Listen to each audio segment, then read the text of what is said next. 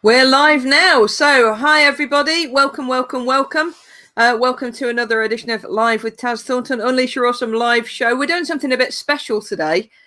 This week has been MS Awareness Week. Now, some of you, if you followed me for a while, will know that my wife, Asha, was diagnosed with multiple sclerosis back in 2006.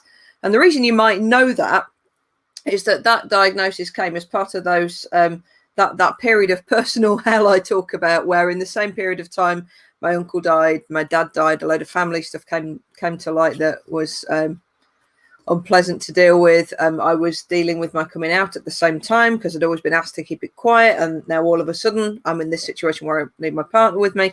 And then in that same period of time, we've just in the middle of dealing with my dad's funeral plans, my wife was diagnosed with multiple sclerosis and then made redundant.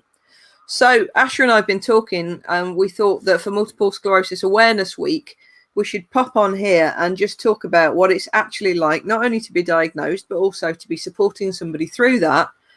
And maybe talk about some of the myths, some of the misunderstandings, and how much holding a positive attitude can make a real difference. And I know, Asha, over the past couple of weeks, you've been really coming up with some quite brave articles. You've written about it on LinkedIn a couple of times. You've really opened up about it in a way that you haven't before. So do you want to just touch on that a little bit? Well, yeah, I have. It's one of those things that I've had around me since 2006 when I was diagnosed. Sorry, I'm cockapoo. I'm trying to balance off screen at the moment so he doesn't jump up. And one of my birthday banners still on the wall behind you. It's all good. It's good. We're keeping it up for the whole of April. Yeah, it's like Blue Peter all over again. And I think for me, it's been easy in the past to write for other people, but now I'm starting to write for me a bit more and write about some of my stuff coming up. And MS is one of them. It's been a big part of my life for the last 15 years. Can't do the maths. And it's been a time of reflection on that, really, and just feeling very grateful for the fact that I am walking. Not only that, I'm on an exercise bike every couple of days. I'm doing lots of kilometers on that. You hit PB the other day and did 110k in one go, didn't you? I did. Yeah, I did. And not bad for somebody who couldn't walk properly a few years back. Well, yeah, exactly. So I'm really grateful for that. I'm very grateful for the fact that, quite regularly we go to the woodland and we walk all the dogs together, and I'm able to go on a trek in the woods and do all of those lovely things that is easy to take for granted. So it's a great reminder of that. And it's a great reminder about how your physiology, your psychology and your physiology can work together so beautifully. They can, and they can be your kind of best friends, or it's what you tell yourself, what you're telling yourself. That mindset makes such a big difference. And thank goodness that I've got you for a start who helped me through it, but also I had people in my life around me that were able to help me with that and continue to help me with that. I've got some incredible people, and LinkedIn is without a doubt wonderful for that, for connecting with people that have that ability to help you through those challenging times. So I'm really grateful for that too.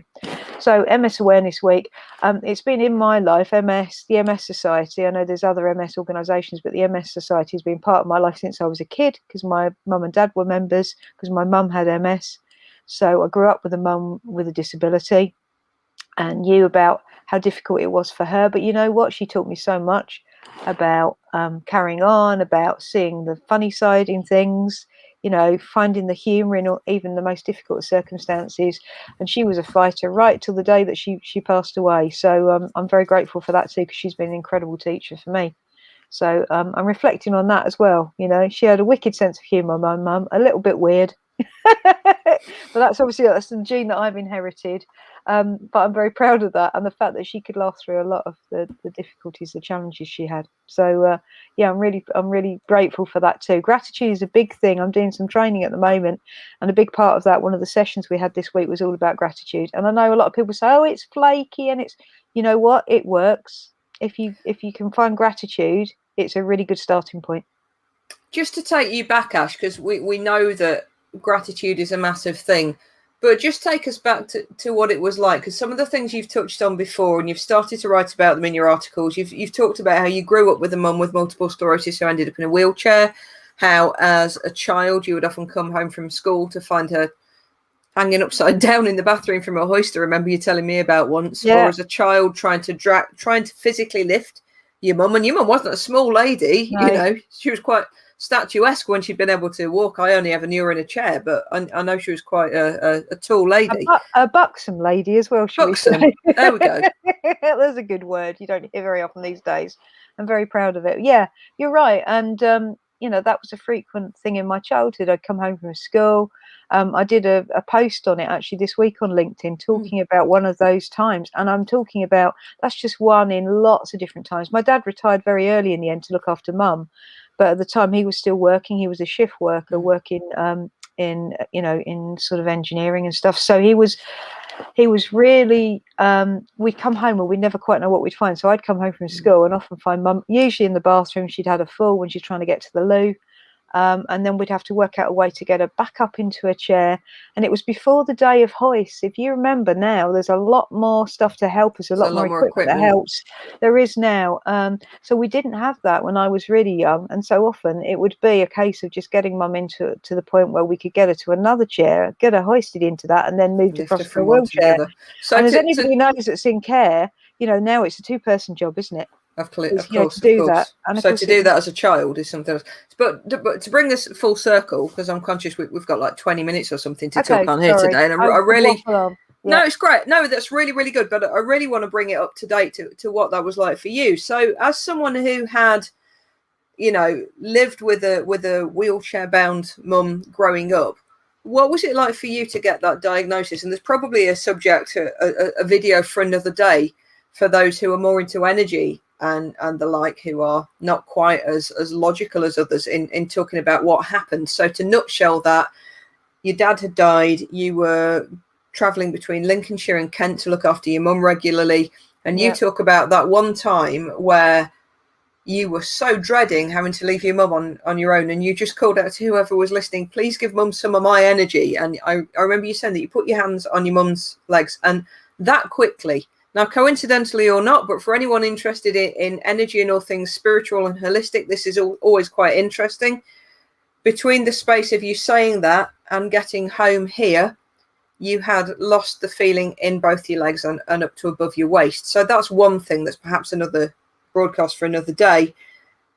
But that aside, what was it like for you to go from a child who had cared for a mother with multiple sclerosis to end up going to see 2 sets of doctors and then finally being told you have multiple sclerosis? And I believe that you were given that horrendous diagnosis through a letter in the post rather than face to face as well. What was that like for you?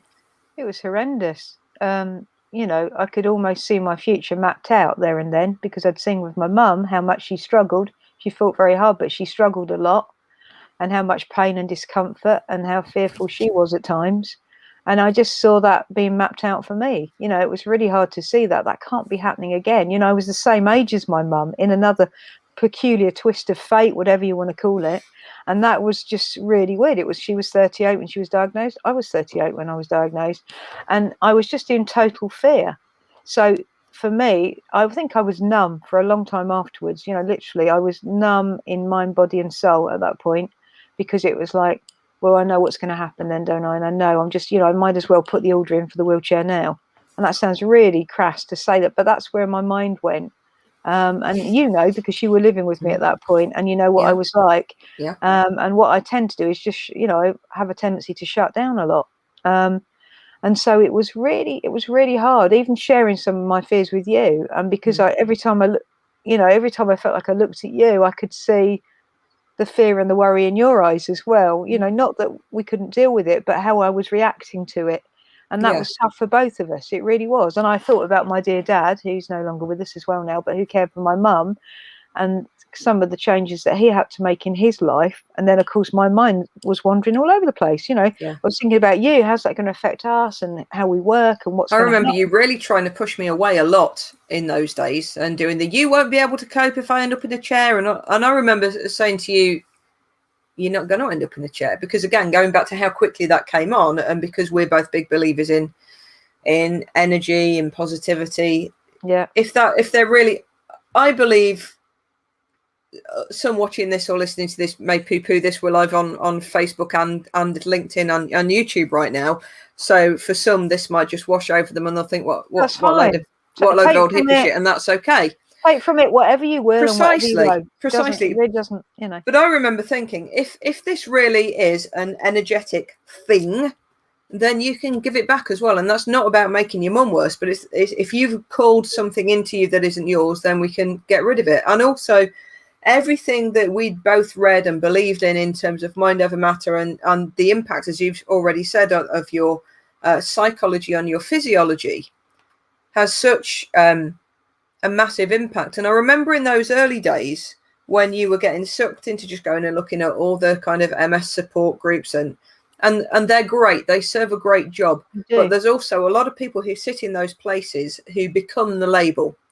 Yeah. And one of the things you say about your mum is your dad used to say to her, shall we go to the MS support group? And your mum would say quite flippantly, what do I want to go and sit around with a load of people in wheelchairs for? And I remember us both going, it's a bit harsh. But when we were in that situation, you need to be thinking positively and how you can stay out of a chair. What can you do to improve your health, to improve your mindset? And I remember saying to you once, because I remember feeling really quite torn, because I wanted to just let you sink and catch you and hold you through it all. But also knowing that because of where your mindset was going at that time, if I allowed the negativity to grow, allowed is a strong word, but if I encouraged you to allow that negativity to take hold, you could quite easily sink into it. And I remember saying to you once, I would rather that you end up absolutely hating me and be able to walk than me say all the things you want me to say and you love me but lose your health. Yeah, I remember those words too. Goodness me, yes, that takes me back. And I remember crying as I was saying them. And I was crying too, because I knew it was absolutely spot on. And that's what I needed to hear. It reminded me, again, going back to childhood and knowing other people. And again, we have to point out here, anybody that doesn't know a lot about MS, there are, I believe, 4 different types of MS. And how it affects you varies enormously. That's one of the challenges for the people that are researching it and doing all the studies into it. It's different for everybody and in every situation. So it's not to poo-poo that. Everybody's experience can be very different and equally challenging in different ways. So I think going back to that I thought about my mum again, you know, and there was a lady who she knew from the MS Society who she used to meet up with. But her mindset, I always remember my mum talking about that, like you talked about it, about this mindset thing, because it was almost like as soon as she'd been given that diagnosis, she became that diagnosis. And I was very conscious of that. And I actually, personally, for me, it's given me a huge kick up the bum that I needed. And you, alongside with you, with tough love, which you're very good at doing. And I needed to hear that, even though at times I thought, what an absolute... For the record, it's never easy to do tough love. I might be quite good at it, but for anyone watching who thinks I'm a bit of a hard ass, it's one of the hardest things to do. She's a lot more of a big softie than me, believe it or not. A lot of people get you wrong in that way, and that's absolutely the case. And I think I'm so thankful for that. I'm so thankful that you were as you were with me, and also that I had my mum's words ringing in my ears about that, because it was like, now I'm understanding it. Now, you know, as a teenager going through puberty, God, like a lot of teenagers are, an absolute pain for my mum. Poor mum going through menopause and MS and all of that stuff going on, going from being able-bodied to going into a chair with her MS diagnosis. Going through all of that, having to deal with me, with this really shouty teenager, effing and blinding all over the place, and having to deal with that. But all through that, she still had wise words, even if I didn't recognise them as that at that time. So I think it's a teenage job to not notice wise words from our parents and to realise years later. Yeah. Just to touch on business for a minute, because I know let's do that. Hey, we are on LinkedIn after all, and Facebook and YouTube. Okay.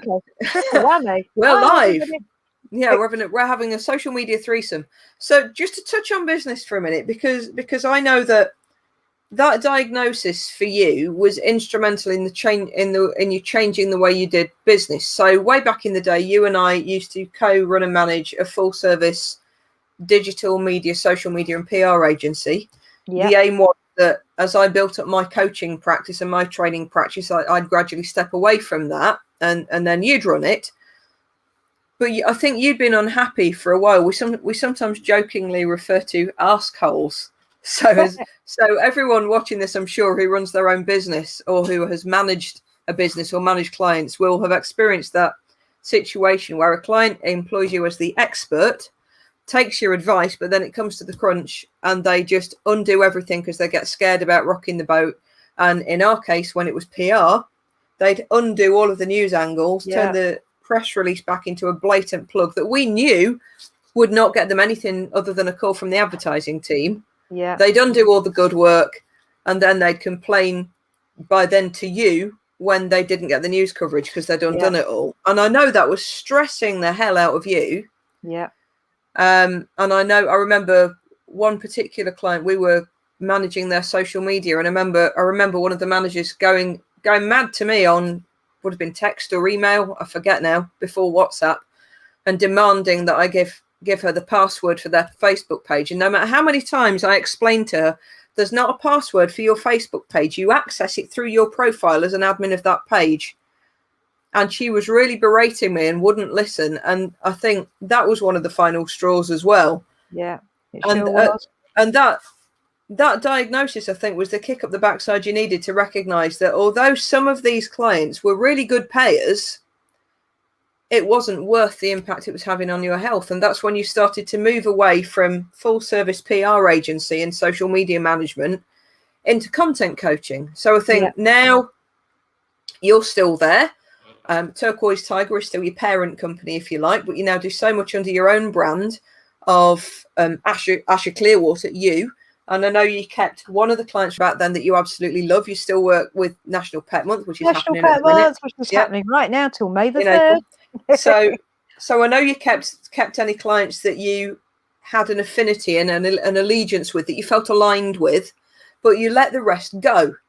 So I suppose in that way, that diagnosis was a blessing in disguise, wasn't it? It really was. I mean, hats off to every PR marketing person that might be watching this, listening to this, because your job is tough. I understand that completely. And I had a taste of that for quite a few years. And I honestly think if I'd stayed in that line of work to this day, I would probably be here, but in a very different form. And sometimes, you need to know when to step away, and the power comes in saying, do you know what? I can do this, but is this good for me? Is it right for me? Does it feel right? And you know what? When I did that, when I stepped away and started working with smaller businesses to help them hone their own story and get them to tell some of their own story in the best way that they know how. That's what I love now. I'm still working with story, which is what I've been doing since I was, 16, leaving school at 18, and then went off to NCTJ college to be a journalist. So story fills me up, lights me up. And when I see that happen for my clients, I am happy. And that's the difference. And I'm my own boss. And I can choose who I want to work with and when I want to work, and all of that stuff that we all talk about in self-employment. And I'm sure some of you maybe that have found that during lockdown. It's so important to work with what you care about, because when you don't, you can only do it for so long. And sooner or later, someone's going to come along and bite you on the bum and say, just stop. And it did for me. So MS, if I hadn't had the diagnosis, I think without a doubt I'd still be doing stuff and be a shell of what I am now. So I'm grateful for that. I've just quickly popped a comment onto the screen here from Jane Wernham, who's a friend of ours and has had some of her own health struggles, but she's saying she's really taking on board what you're saying, and thank you for that. So it is good to share these things. Let's just touch on something else. We've got about another 8-9 minutes I think we can go for before we need to wrap. And that's when you had your relapse. And I think again, can I just say, by the way, this is really weird being asked questions, because I'm usually the one. So if I look a bit nervous, folks, that's what it is. Especially by your wife. I'm like, I can actually feel my heart in my chest going, what's she going to ask now? We haven't rehearsed this at all. Not at all. Not at all. Sorry to interrupt you. So let's take it back to when you had your relapse, as it were. So you kind of recovered from the first episode, as they call them, where you lost the feeling. I hate that word. I know, it should be reserved for TV dramas. Boom, boom, boom. So we got past the first episode where you'd lost your all feeling up to the waist, and we'll let everyone listening just work out that's more than just your legs. There's a lot of stuff between your legs and your waist that can not be very pretty when it starts to go haywire. Is it lunchtime, Taz? Let's not say anymore. Yeah, no, let's leave that to the viewer's imagination. But then you had a second relapse, didn't you, a few years after that? And I think that's probably fair to say that we can track that back and look and see that there was a lot of stress going on at the time, that probably led into that. And at that time, you started to lose the feeling in your legs again to the point where you couldn't walk properly. And I remember when it was first coming on, we were still going regularly to networking events. And I remember you'd get me to walk into the room in front of you to shield the fact that you couldn't walk very well because you didn't want anybody knowing.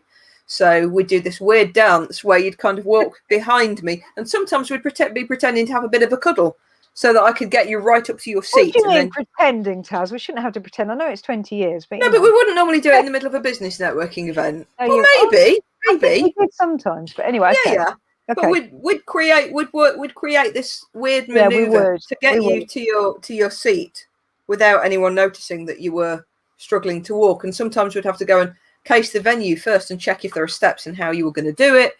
And to get upstairs to the bathroom, you were having to go up and downstairs on your bottom, do that kind of bottom crawl that kids sometimes do. And I remember things were tough in that time again, and the tough talk came out, and you're not sinking down into this. And what do we need to do? What do we need to do with your mindset? What's going on in your psychology to affect your physiology? What do you need to be thinking differently about? And that's when we started working with a guy called Adam Stevens, who for many people is Marmite. He does call it as he sees it sometimes. But it was Adam who looked at your diagnosis and advised you to go whole food, plant-based, oil-free. Now, I was a really committed carnivore, and until that point, I'd be like, give me the mixed grill, hold the chips and the mushrooms, and just give me extra meat. Yeah. So the idea for me of going not just vegan, but whole food and oil-free was really. But I think, like anything, if you have a strong enough driver, you can do it. So I remember straight away saying, well, I do most of the cooking, so that's fine. We'll both do it. And we were both a bit skeptical at first, but within 2 weeks of you changing your diet, you were walking again. Yeah. Another coincidence, maybe, people? Maybe. You take from what you will. And again, caveat, this is not to say this is going to work for everybody, of course. There are lots of different conditions out there, lots of different elements of dis-ease. And as Asha's already said, there's so many different types of MS. It depends where the scarring is on the myelin sheath, as I believe. So in saying this, we're not just going to say eat veggies and everything will be fine again. But what we are saying is that in our case, taking a different approach, working on our mindset and the stuff we were putting into our bodies very clearly had a very, very drastic impact very quickly. Yeah, exactly that.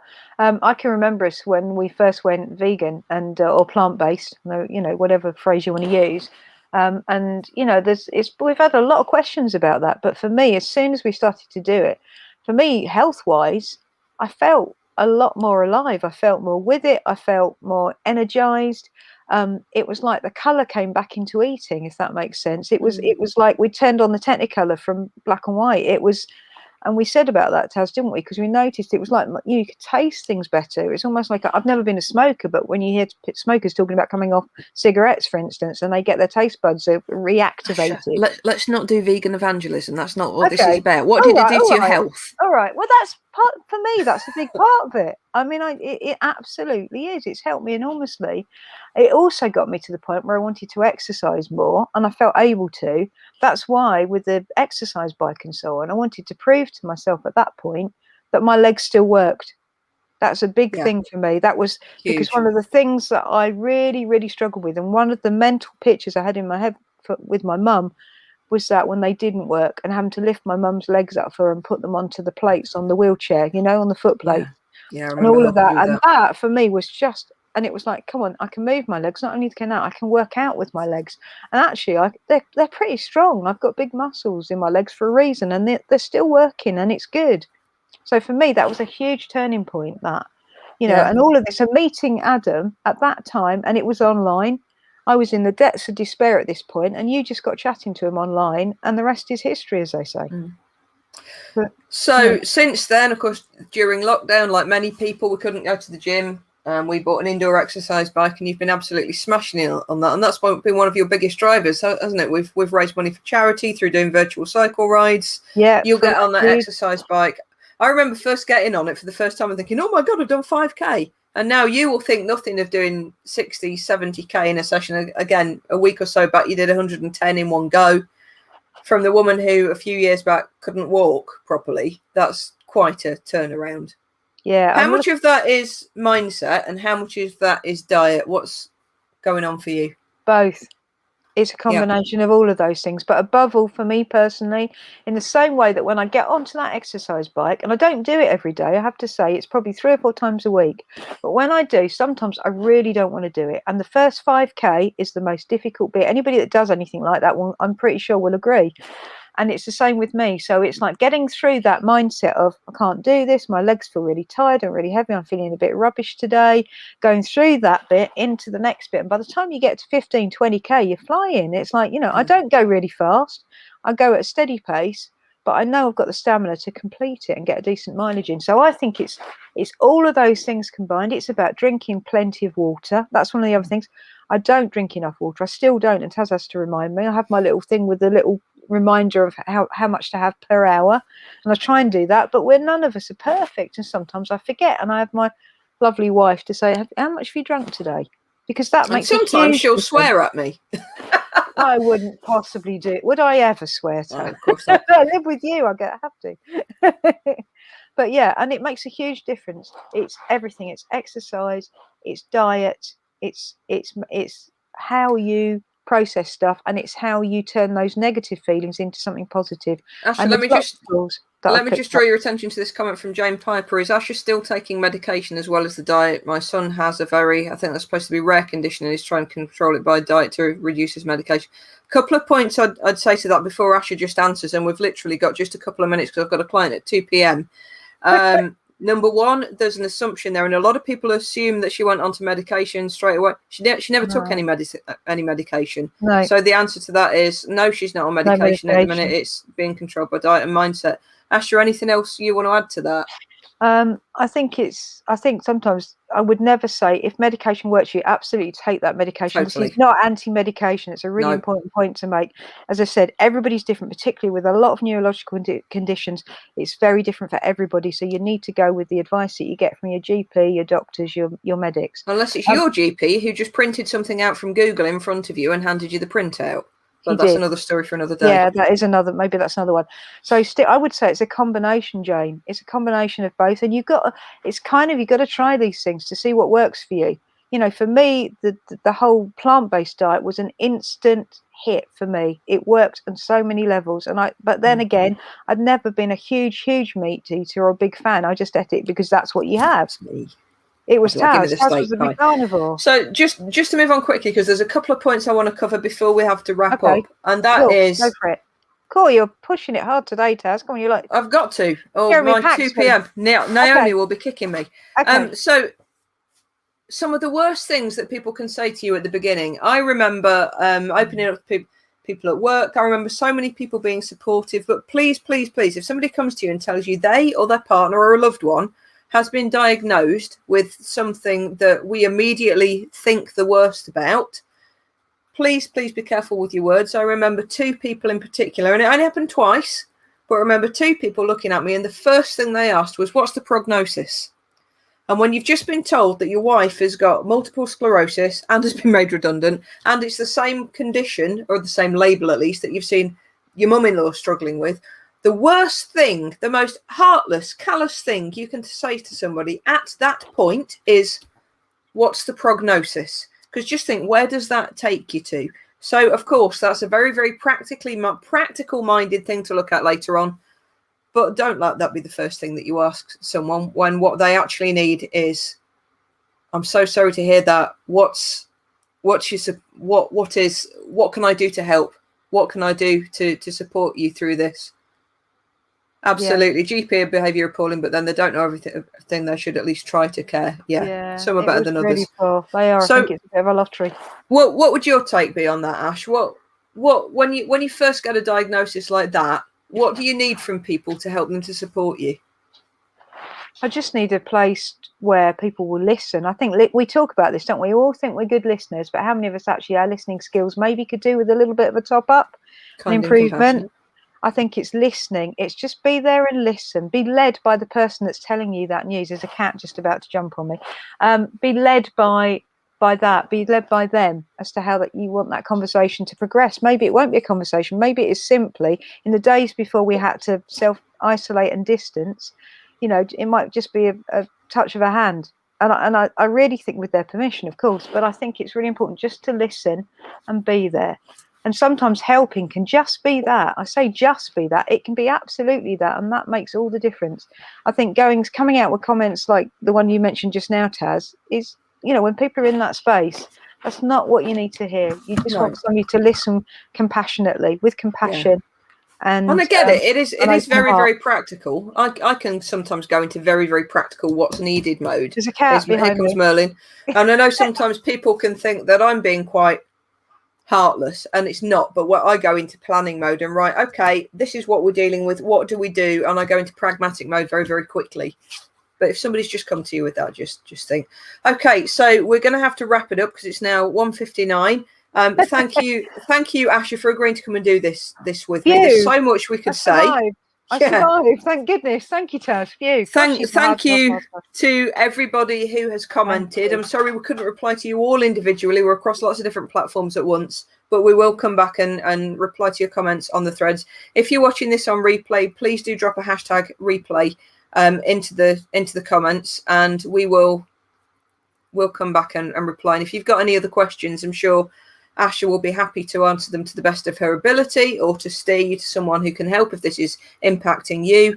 And certainly I'm happy to give any advice I can from the point of view of someone who has been supporting someone through this.